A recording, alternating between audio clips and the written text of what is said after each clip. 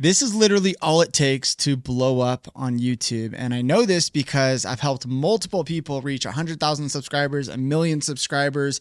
And then I did this myself with a brand new channel. And on the third video, I got 1 million views. I got monetized in just 28 days. And I just focused on these 3 things. Now, YouTube experts and a lot of YouTube gurus, they talk about the first 2 a lot, but they don't talk about this third thing, which according to the guy who made the YouTube algorithm, Todd, it could arguably be the most important thing you need in order to succeed on YouTube. The very first thing that you need is to get people to click on your YouTube videos. The second thing that you need is to get people to watch your videos. And you'll hear a lot of people, YouTube experts, YouTube gurus talk about these 2 things a lot. But the third thing, this is the thing that people do not talk enough about. And I would say I haven't talked enough about it either. And after studying Todd, who created the YouTube algorithm, and I'll show you some clips where he kind of breaks this down, it really made me want to share this with people because I don't think enough people focus on this right here. And that could be the make or break for your YouTube channel and be the thing that helps you blow up and get views on YouTube. Now we know that in order for someone to actually watch your YouTube video, even if this is the greatest of all time YouTube video that you made and you spent days and months working on this thing, if you actually can't get a viewer to click on this video, if that click never happens, they actually don't even watch your video, even though it was the greatest video of all time. So we know that if you can't get someone to click, well, you're never going to get someone to watch. So we want to make sure that we focus on getting someone to actually click on your videos first. But what happens when you actually get someone to click on your video and maybe they don't watch it? Why does this happen? Well, this could happen for a few reasons, but it could be that maybe you just clickbaited them and it actually wasn't what they were wanting in that video. They clicked for it and they did not get that in the video. And so they stop watching, or maybe they leave to go watch another video because you don't get to it fast enough. It could just be that it was a bad video. It was bad content on the inside. So they click on it and for whatever reason, it was not very good and they left or stopped watching your video. Now there's this weird thing that happens where sometimes you're actually getting people to click on your video and you're getting them to watch a good amount of it, but you're still not getting a ton of views. And it doesn't add up because most people, including me, will just say, you got to focus on the click. You got to focus on getting people to watch and retention and hooking people in.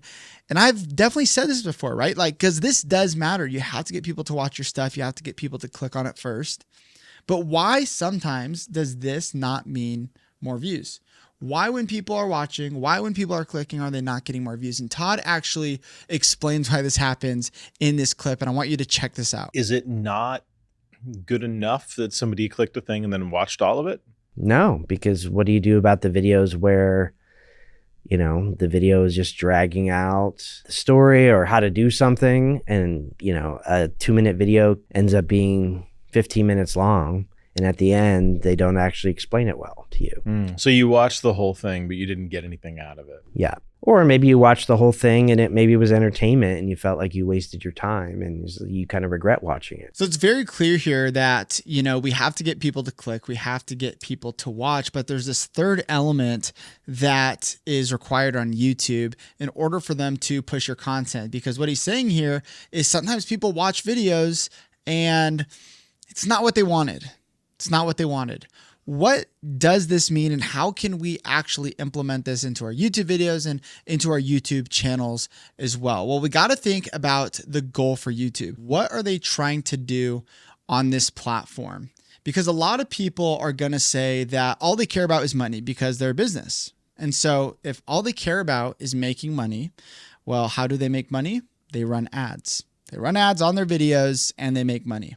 And in order to run ads, they need people on their app as long as possible. So this would be watch time. This is what they care about. People will say this is what they care about. This could be longer videos. It could mean even higher CPM videos. These videos are going to get pushed in the algorithm. This is why, you know, long form content is doing better, is because it has more ads, which means they make more money.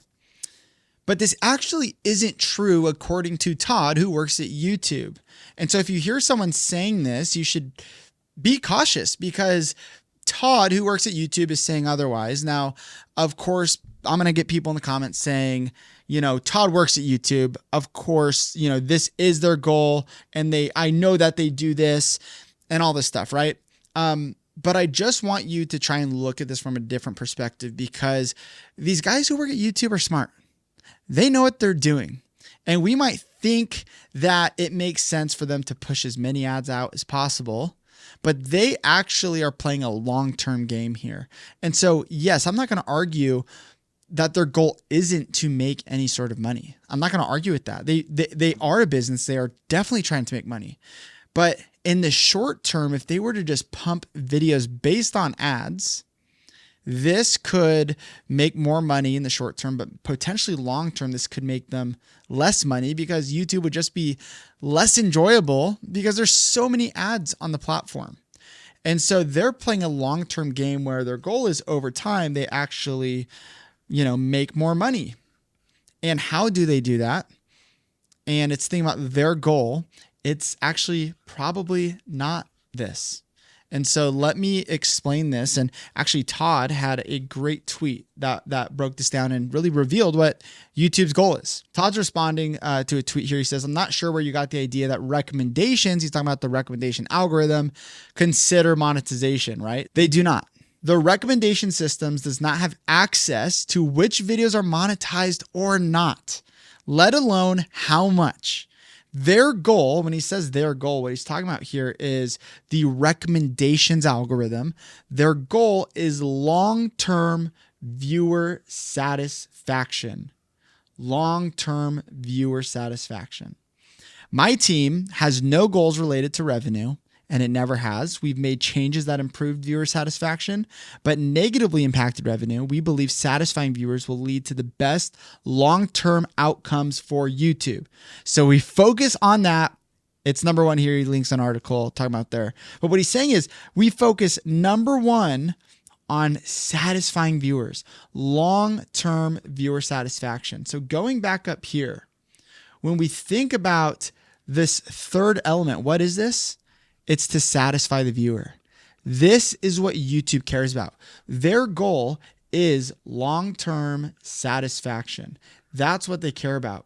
But the tricky thing is, it's kind of hard to quantify that. What signals could you make in your videos? Is it when people like your video? Is it when they comment on your video? Is it when they watch your video in full? What causes long-term satisfaction? So Peter actually asked Todd here, he says, what are some good measures of long-term viewer satisfaction beyond time spent watching video? And it's because we already know that watch time is one of the measures of viewer satisfaction. If people are watching the video, this could be a sign that they actually enjoyed that content and they felt like it was worth their time.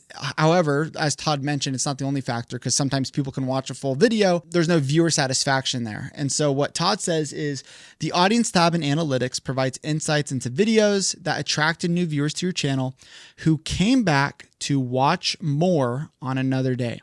I think this is a good signal for satisfaction, along with likes, subscribers, shares or subscribes, and some comments. But this right here is really what I want to focus on for a second. Who came back to watch more on another day. What he's saying is, go ahead and look at those videos in your YouTube analytics that show you when an audience member, a viewer, actually returned to your channel. This is a really good sign, and he brings this up many times. You can see down here, it says at the YouTube level, a user coming back more often and watching content they report is valued is a strong sign we are improving satisfaction. He mentions this a ton of times about viewers coming back to YouTube, to a certain channel, and watching from a creator because they value that content, and bringing them back to the platform the next day, or even he said in interviews a year later, is really good signs that when they return, this increases viewer satisfaction. So there's a lot of things here. It's not like if you just get people to come back to your channel, it's the only thing they're looking at. There's many other things. And one of the things he's very open about, and it makes a lot of sense, is, and I'd actually make this a bigger bullet point, is surveys, because they'll literally when you watch a video, sometimes they'll have a survey out of like 5 stars and they'll ask you to rate, how satisfied were you with this video? And you can rate, and they're asking you about viewer satisfaction. That's the whole purpose of that question that they're asking you. And so surveys are a very clear indicator, but getting people to return to your channel and actually getting people to watch your videos, all of these things here are going to increase that viewer satisfaction. And then of course, getting people to like, subscribe, do all of that can help signal to YouTube that your channel is, for the viewer at least, enjoyable. And they are happy that they spent their time watching your videos. And one of the things here too that he mentions is watching content they report is valued. I love that word valued. So really what we're looking at here is we want a viewer, let's put this little viewer right here. We want a viewer to return to your channel. This could be the next day, it could be a month later, a year later, but return to your channel. Then of course they're gonna have to click on your next video. That's still very important. And then of course they need to watch that video. And then once they watch that video, they really need to have some sort of value from that video. And that value could be signals like they found it valuable based on the survey. They said they enjoyed it. It was 5 stars. It could be that they liked it. It could be a comment. It could be that they subscribed, all of that. But this here, returning and clicking and watching and actually engaging, I'd say all of this is really engagement. Getting people to engage, watch, return to your channel, all of these things here, these 1, 2, 3, 4, this is how I'd really think about viewer satisfaction. Are people doing these things on your channel? And if they're not coming back and you're getting someone to, yes, you got them to click. Yes, you got them to watch. But if they're not satisfied, maybe what that means is they are not returning to your channel to watch another video. And if you want to increase viewer satisfaction, you have to focus on the viewer. You have to understand, who is this person that I'm making a video for? Do they want crazy editing? Are they okay if I just draw on an iPad and talk about YouTube for, I don't know how long this video is, 20 minutes?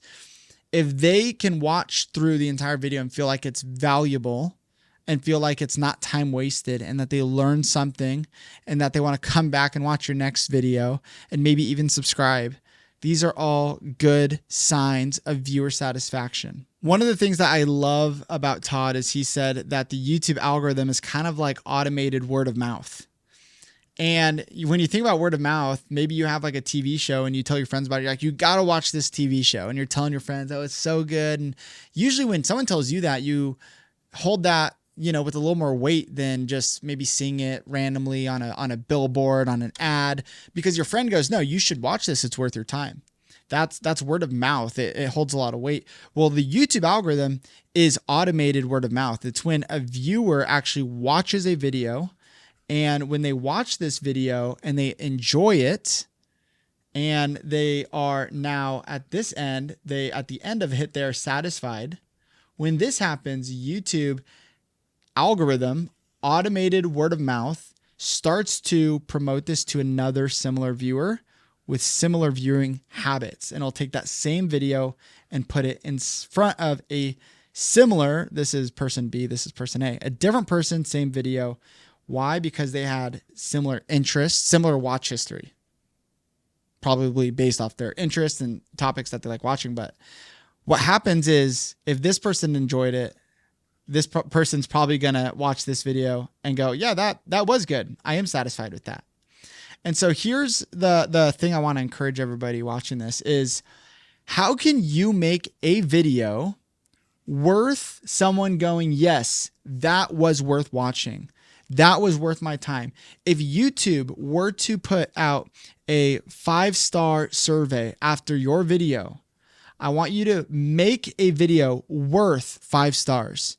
Make a video worth 5 stars. And if you do that, what I mean by that is, literally, if you were to ask someone who watched that video unbiasedly to just rate it out of 5 stars, and if they would rate it maybe 3 stars, 4 stars, 2 stars, you're doing something wrong. You need to find that information, read some of the comments, ask some friends, and figure out, how can you make your content more valuable? and making content more valuable. And if you can master getting people to click, getting people to watch by making good content and increasing the satisfaction of your channel, these are the 3 things that matter the most on YouTube. And if you can get someone to do this process of clicking a video, watching it, and feeling satisfied, like it was worth their time, you're going to win on YouTube. You just have to figure out how to actually do these things. So yes, this is very simple. And I'm not going to say this is easy, but it's simple. You just now need to learn how to get people to click your videos, watch your videos, and feel satisfied. And so I'm hosting a free class where I'm going to break down exactly how to get people to click, how you can get more people to watch your content. And then we'll talk a little bit about viewer satisfaction. How can you get more people satisfied with your content? And I'm going to be doing this free class, and I promise you it's going to be better than 99% of the YouTube courses out there. I've watched a ton of YouTube content, consumed a lot of course material, and it's weak compared to what I'm going to be teaching here. I'm just going to give away all the sauce. If you want to click on another video, click on the screen. If you want to subscribe, you can subscribe. I love you guys. I'll see you in another video, and hopefully this is helpful. Bye, everybody.